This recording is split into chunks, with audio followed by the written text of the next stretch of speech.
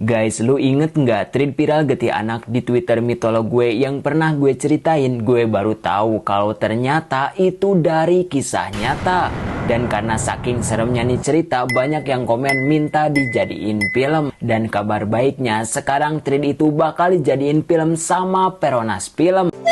Buat yang lupa ceritanya nih, gue ceritain ulang. Jadi getih anak ini ceritain seorang bapak bernama Sugi yang kelilit hutang banyak. Dan karena hal itu, Pak Sugi ini minta ke temannya Pak Muji yang ahli klinik buat ngelakuin pesugihan getih anak. Ia mau numbalin Dimas anaknya yang sakit demi dapetin duit yang banyak. Awalnya Pak Sugi dan Pak Muji ini pergi ke kuburan. Lalu di sana Pak Muji disuruh minum darah mayat yang baru meninggal. Dan setelah itu ia melihat banyak sekali pocong berjejeran di hadapannya. Melihat hal itu, ia pun kaget dan pingsan. Dan keesokannya mereka berdua pergi ke rumah Mbak Darso, dukun di Jawa Tengah yang bisa ngelakuin pesugihan getih anak. Di sana Mbak Darso ngeluarin boneka yang creepy dan aneh banget. Dan boneka itu udah terhubung dengan darah dan sukma anak Pak Sugi. Boneka itu dimasukkan ke air yang mendidih. Dan di saat yang sama anaknya Pak Sugi teriak kesakitan.